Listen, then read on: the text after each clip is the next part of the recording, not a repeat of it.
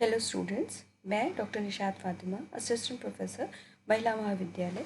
आज के इस वीडियो में हम लोग बात करेंगे फैक्टर्स अफेक्टिंग पर्सनालिटी। वो कारक जो हमारी व्यक्तित्व को या हमारी पर्सनालिटी को अफेक्ट करते हैं। हमारे आसपास बहुत सारी चीज़ें हैं जो हमारे व्यक्तित्व को प्रभावित करती हैं, और इसके साथ साथ हमारी बॉडी से जुड़े हुए बहुत सारे एस्पेक्ट्स हैं जो हमारी पर्सनालिटी को डिफ़ाइन करने में या उसको उसको डेवलप करने में मदद करते हैं। तो आज हम इस वीडियो में उन्हीं कारकों के बारे में जानने की कोशिश करें, क्योंकि हम सब जानते हैं पर्सनालिटी इज़ अ कॉम्बिनेशन या is a product of heredity and environment. मतलब हमारे जो शील गुण हमें मिले हुए हैं, जो हमें वंशानुक्रम जीन्स मिले हुए हैं, उन जीन्स और उसके साथ साथ हमें जिस तरह का वातावरण मिला है, उन दोनों को मिलाकर ही हमारी पर्सनालिटी डेवलप होती है। तो आज के इस वीडियो में हम इसके बारे में और अधिक जानने की कोशिश करेंगे। हमारी पर्सनालिटी को जो कारक या फैक्टर्स जो है डिटरमाइन करती हैं या जो हमारी पर्सनालिटी को बनाने में मदद करती हैं, उन को हम बेसिकली दो पार्ट्स में डिवाइड कर सकते हैं। पहले होते हैं बायोलॉजिकल फैक्टर्स या जैविक कारक, और दूसरे होते हैं एनवायरमेंटल फैक्टर्स या पर्यावरणीय कारक। जैसा कि नाम कह रहा है, बायोलॉजिकल फैक्टर्स वो फैक्टर्स होते हैं जो हमारी हेरिडिटी या हमारे बायोलॉजिकल प्रोसेसेस से जुड़े हुए होते हैं, मतलब जैविक प्रक्रियाओं से जुड़े हुए होते हैं। हमें जिस तरह के जीन्स मिले हैं अपने माता पिता से, और उसके साथ साथ हमारी बॉडी किस तरह से फंक्शन कर रही है, हमारे बायोलॉजिकल प्रोसेसेस किस तरह से हो रहे हैं, उनसे जुड़े हुए कारकों को हम बायोलॉजिकल फैक्टर्स कहते हैं। इसके लिए वाला दूसरे जो आते हैं एनवायरमेंटल फैक्टर्स या पर्यावरणीय कारक होते हैं, जो कि बच्चे के जन्म के बाद उसको जिस तरह के इन्वायरमेंट मिलता है, जिस तरह का वातावरण उसे मिलता है, उस वातावरण की उपज होता है बच्चा, और वो सारे कारक जो पर्यावरण से जुड़े हुए हैं वो इसके अंदर स्टडी किए जाते हैं। सबसे पहले हम लोग बात करेंगे बायोलॉजिकल फैक्टर्स की, जैविक कारकों की। जैविक कारकों को भी अगर हम आगे डिफाइन करें तो हम इनको 3 भागों में विभाजित कर सकते हैं। पहला होता है फिजिक एंड फिजिकल हेल्थ, हमारा शरीर संरचना तथा शारीरिक स्वास्थ्य किस तरह का है, वो फैक्टर्स इससे जुड़े हुए हो जाएंगे। दूसरा होता है body chemistry and the endocrine glands, जिसको हम शरीर रसायन व अंतःस्रावी ग्रंथियाँ से जुड़े हुए फैक्टर्स इसमें आएंगे। तीसरा आता है नर्वस सिस्टम या स्नायु तंत्र। ये तीनों मिलाकर ही बायोलॉजिकल फैक्टर्स को बनाते हैं। अब इनको आगे एक एक डीप में देखेंगे। सबसे पहले बात करेंगे फिजिक एंड फिजिकल हेल्थ की। हमारी शरीर संरचना तथा शारीरिक स्वास्थ्य किस तरह का है, उस पर बात करेंगे। सबसे पहले चीज़ जो आती है, जो हमें अपने माता पिता से मिलती है, वो होता है हमारी बॉडी स्ट्रक्चर, कि हमारा बॉडी स्ट्रक्चर किस तरह का होगा, हमारी शरीर संरचना किस तरह की होगी, हमारा हाइट कैसी होगी, हमारा फिज़िक कैसा होगा, हमारा कलर कैसा होगा बॉडी का, हमारा वेट कितना होगा। ये सारे बहुत सारे फैक्टर्स हैं जो हमारे जीन्स के थ्रू हमें अपने माँ बाप से हमारे तक ट्रांसमिट होते हैं। इसके अलावा जो दूसरी चीज़ हमें जीन से मिलती है अपने माँ बाप से, वो होती है हमारी इंटेलिजेंस। तो जो फिज़िक जो है हमारी, वो फिज़िक और फिज़िकल हेल्थ ये बहुत बड़ा रोल प्ले करती है हमारे मेंटल डेवलपमेंट में, मानसिक विकास में। और मानसिक विकास जो ही से पे ही हमारी डेवलपमेंट पर्सनालिटी का डिपेंड करता है।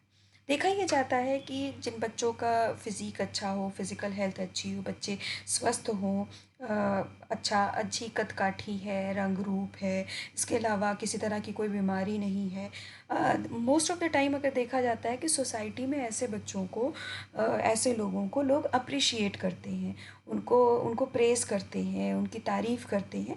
और ये तारीफ़ कहीं ना कहीं सेल्फ़ कॉन्फिडेंस में बच्चे की मदद करती है। बच्चे को सेल्फ़ कॉन्फिडेंस होता है तो वो ज़्यादा सामाजिक या सोशल होने की कोशिश करता है, लोगों के साथ उठना बैठना पसंद करता है।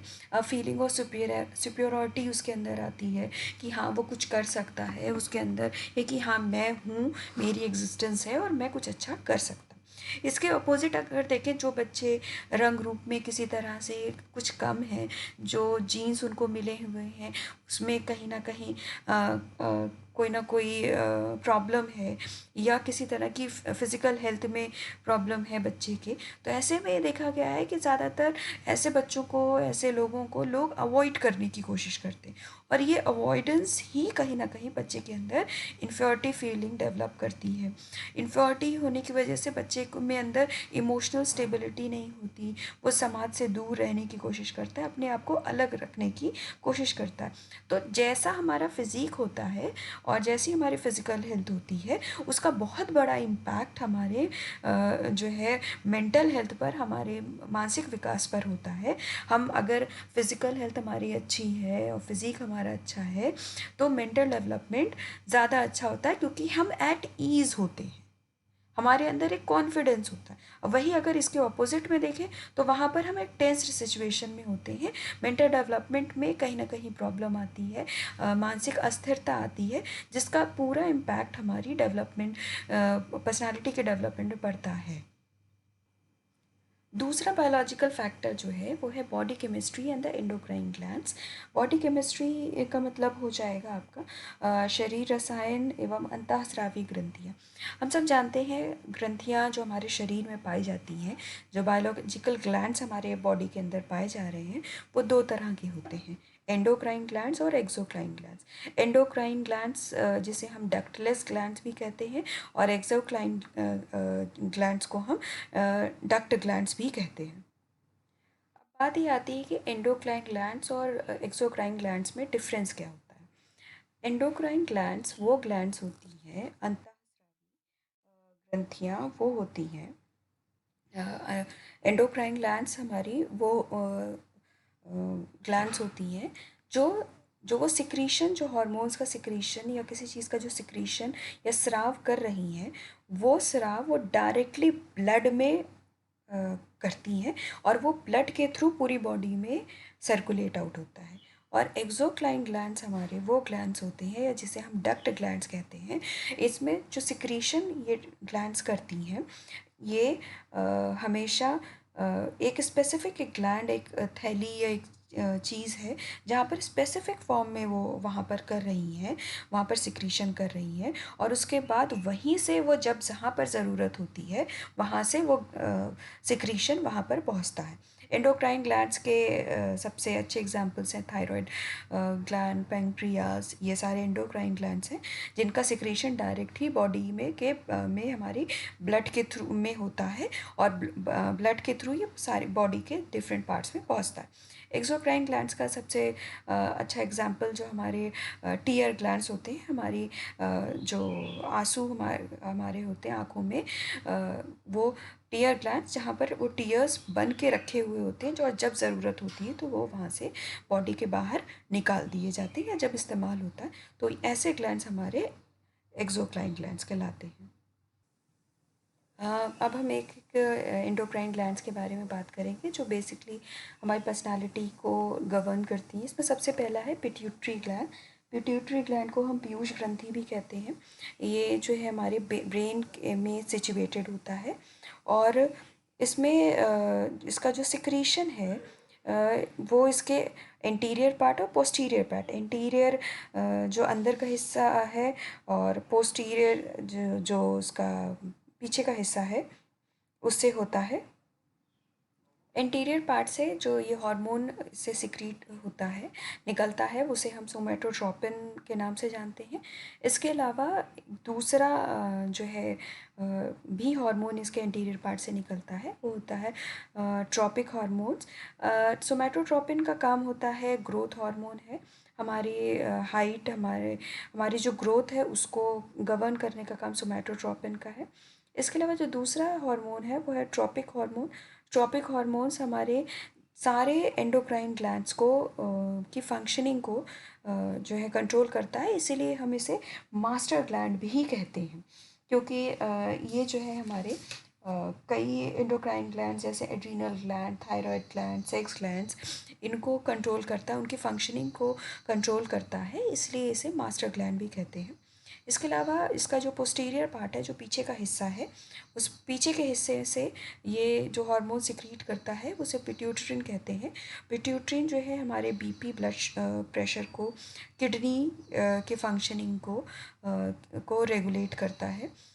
अगर इन हार्मोन्स में कहीं प्रॉब्लम आती है, इनके सिक्रीशन में कहीं प्रॉब्लम आती है, तो ये सीधा सीधा हमारी पर्सनालिटी की फंक्शनिंग पर या पर्सनालिटी पर इम्पैक्ट डालता है। जैसे फॉर एग्जांपल सोमैटोट्रोपिन अगर ज़्यादा मात्रा में बन रहा है तो हमारी पर्सनालिटी, हमारी जो ग्रोथ है वो बहुत ज़्यादा होगी, हमारी हाइट ज़्यादा हो जाएगी, मेटाबॉलिज्म रेट ज़्यादा हो जाएगा, इस तरह की प्रॉब्लम्स आएंगी। अगर सिक्रीशन कम होता है तो हाइट कम होगी, और जो है हाइट कम होने से बच्चे के अंदर कहीं ना कहीं इन्फीरियरिटी कॉम्प्लेक्स, ये चीज़ें डेवलप होंगी। तो जो पिट्यूटरी ग्लैंड्स के ये जो निकलने वाले जो हार्मोन्स हैं, ये हार्मोन्स इंडिविजुअल की पर्सनालिटी में काफ़ी ज़्यादा इम्पैक्ट डालते हैं। अगला जो ग्लैंड है वो है एड्रीनल ग्लैंड। एड्रीनल ग्लैंड जो है हमारी किडनीज़ के पे सिचुएटेड होता है। एड्रीनल ग्लैंड में के भी दो हिस्से होते हैं, आउटर पार्ट, और को हम एड्रीनल कॉर्टेक्स कहते हैं, और जो इनर पार्ट है, जो अंदर का हिस्सा है, उसे हम एड्रीनल मेडुला कहते हैं। सबसे पहले बात करेंगे एड्रीनल कॉर्टेक्स की, जो हमारे जो है एड्रीनल ग्लैंड के आउटर पार्ट को कहा जाता है। इससे जो हार्मोन निकलता है उसे हम कॉर्टिन हार्मोन कहते हैं। कॉर्टिन हार्मोन जो है वो हमारी बॉडी में कार्बोहाइड्रेट और सॉल्ट, इन दोनों की लेवल को मेंटेन करता है, और इसके साथ साथ हमारे बॉडी का मेटाबॉलिज्म जो है उसको मेंटेन करता है। और इसकी इम्प्रॉपर फंक्शनिंग की वजह से इनएक्टिवनेस पर्सनालिटी में देखी जाती है, और बहुत ज़्यादा अगर इसका सिक्रीशन कम हो जाता है तो इंडिविजुअल जो है वो उसके अंदर फटीग, थकान या इंसोम्निया, या जिसे नींद ना आना, इस तरह के सिम्टम्स आते हैं, और बहुत ज़्यादा एक्सट्रीम हो जाने पर इंसान बेहोश भी हो जाता है। दूसरा जो पार्ट है एड्रीनल ग्लैंड का, उसे हम जो है एड्रीनल मेडुला कहते हैं। एड्रीनल मेडुला से दो तरह के हार्मोन्स निकलते हैं, एपिनेफ्रिन और एड्रेनलिन, और नॉर एपिनेफ्रिन और नॉर एड्रेनलिन। इसमें मेन इंपॉर्टेंट जो है पर्सनालिटी के पॉइंट ऑफ व्यू से वो एपिनेफ्रिन और एड्रेनलिन है। एड्रेनलिन जो है वो हार्मोन है जो हमारी इमोशंस को कंट्रोल करता है। जिस टाइम किसी इमरजेंसी के सिचुएशन में ये हार्मोन रिलीज़ होता है, और जब ये बॉडी में जब ये रिलीज़ होता है हमारी बॉडी में, उस टाइम हमारे हार्ट रेट को, ब्रीथिंग प्रोसेस को ये जो है बढ़ा देता है, और उसके साथ साथ डाइजेशन को हमारे कम प्रोसेस को कम कर देता है, जिसकी वजह से हमारी बॉडी में शुगर लेवल जो है बढ़ जाती है।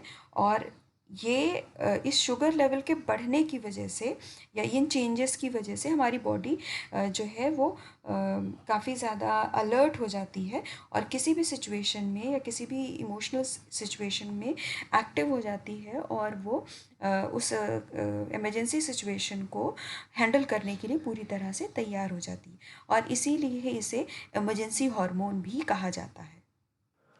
अगला एंडोक्राइन ग्लैंड है थायराइड ग्लैंड। इसे कंठ ग्रंथि भी हम कहते हैं, ये हमारे थ्रोट के पास होता है, हमारे गले में होता है। इससे जो हार्मोन निकलता है उसे थायरॉक्सिन कहा जाता है। इसमें दोनों तरह के सिचुएशंस में चेंजेस पाए जाते हैं, कम सिक्रीशन पे भी और हाई सिक्रीशन में। सबसे पहले बात करेंगे लेस सिक्रीशन पे। जब थायराइड ग्लैंड से जो हार्मोन थायरॉक्सिन निकल रहा है उसकी सिक्रीशन कम हो रही है, उसका स्राव कम हो रहा है। अगर ये बचपन से ही है तो बच्चे के अंदर डॉर्फिज्म या बौनापन देखने को मिलता है, उसकी हाइट नहीं बढ़ती। लेकिन अगर अडल्टहुड में या बड़े होने पे थायराइड का सिक्रीशन कम होता है तो जो प्रॉब्लम आती है उसे मैक्सेडेमा कहा जाता है। मैक्सेडेमा में जो मेटाबॉलिक रेट है हमारी बॉडी का वो कम हो जाता है, जिसकी वजह से हार्ट रेट कम हो जाता है, ब्रीथिंग कम हो जाती है हमारी, बीपी लो हो जाता है, बॉडी टेम्परेचर कम हो जाता है, जिसकी वजह से बॉडी के अंदर इनएक्टिवनेस बढ़ जाती है। इसके अलावा जो अगला इसका है आता है वो है हाई सिक्रीशन पर। हाई सिक्रीशन पर जो कंडीशन आती है उसे हाइपरथायरॉयडिज्म कहते हैं। हाइपरथायरॉयडिज्म में बॉडी जो है हाइपर एक्टिव हो जाती है, बहुत ज़्यादा एक्टिव हो जाती है। इंडिविजुअल बहुत ज़्यादा इंथुजियास्टिक हो चुका होता है, उसका बीपी का काफ़ी हाई रहता है, उसका मेटाबॉलिक रेट काफ़ी ज़्यादा इंक्रीज़ कर जाता है, जिसकी वजह से बॉडी वेट कम हो जाता है और इसकी वजह से इंडिविजुअल के अंदर चिड़चिड़ापन भी डेवलप होता है। अगला एंडोक्राइन ग्लैंड है पैराथायरॉयड ग्लैंड। पैराथायरॉयड ग्लैंड को उपकंठ ग्रंथि भी कहते हैं। ये थायरॉयड ग्लैंड के पास सिचुएटेड होता है। इससे जो हार्मोन निकलता है उसे पैराथॉर्मोन कहते हैं। ये बॉडी में कैल्शियम और फॉस्फेट की मात्रा को या लेवल को रेगुलेट करता है। कैल्शियम बेसिकली हमें हेल्प करता है हमारी बॉडी को proper functioning of nervous tissues को। नर्व्स टिश्यूज़ हम सब जानते हैं कि हमारी बॉडी में जितने भी मैसेजेस आते और जाते हैं, जो हमारी बॉडी का रिएक्ट करने का टाइम है कि किसी भी सिचुएशन में वो डिपेंड करता है हमारे proper functioning of the nervous tissues में। जो हमारे स्नायु तंत्र है उसका प्रॉपर फंक्शनिंग पर डिपेंड करता है।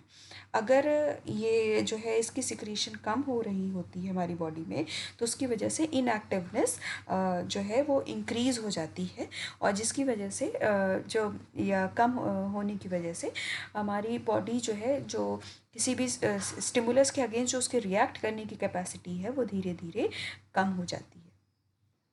अगला अगला जो ग्लैंड है वो है पैंक्रियास। पैंक्रियास जो है वो हमारे अमाशय या स्टमक के जस्ट नीचे सिचुएटेड होता है।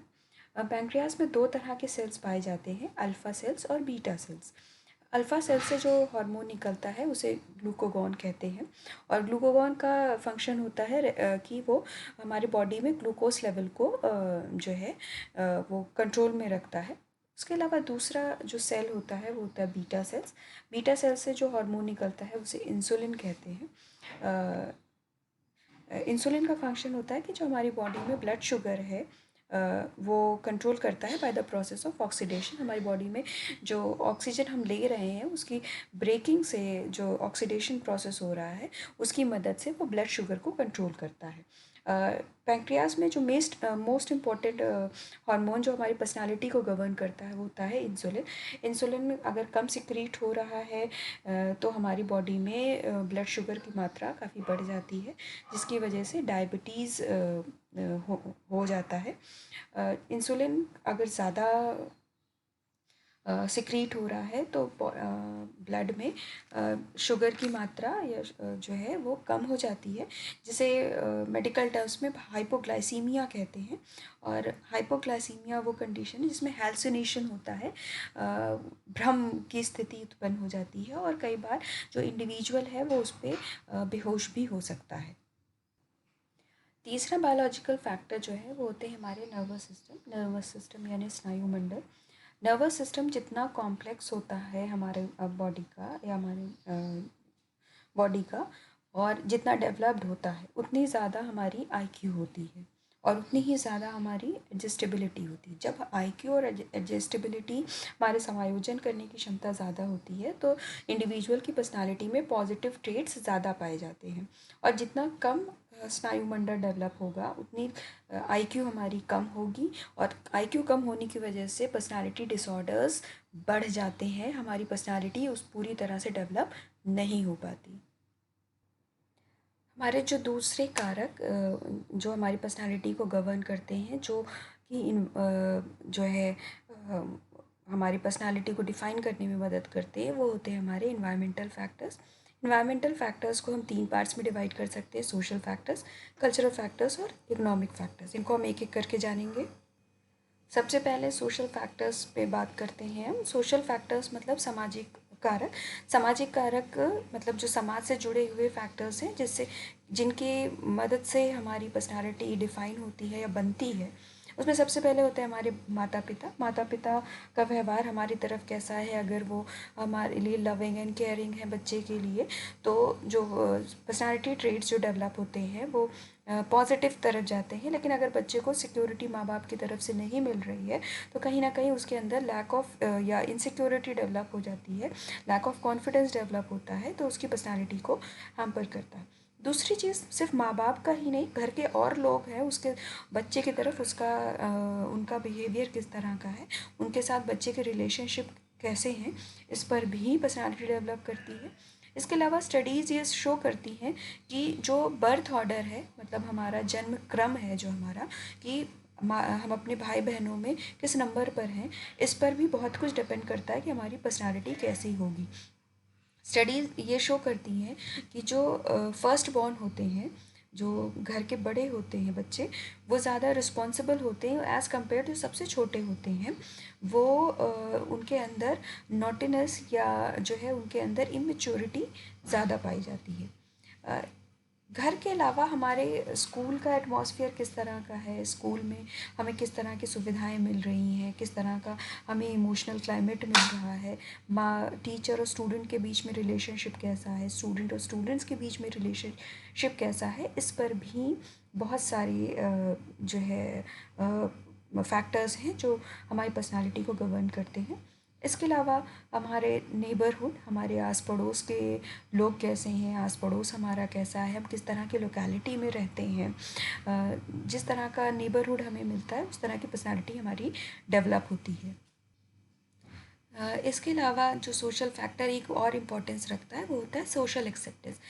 बच्चे को समाज कितना स्वीकार कर रहा है, अगर वो उसे एक्सेप्ट कर रहा है, उसे मान रहा है, उसकी पर्सनालिटी को, उसकी इंडिविजुअलिटी को मान रहा है, तो बच्चे में डेवलपमेंट के चांसेस बढ़ जाते हैं, उसकी पर्सनालिटी एक पॉजिटिव तरफ जाती है। लेकिन अगर उसे सोशल एक्सेप्टेंस नहीं मिल रही है, उसको तिरस्कार या लोग उसे मान नहीं रहे हैं, उसको निगलेक्ट कर रहे हैं, तो उसकी पर्सनालिटी कहीं ना कहीं नेगेटिव तरफ जाती है।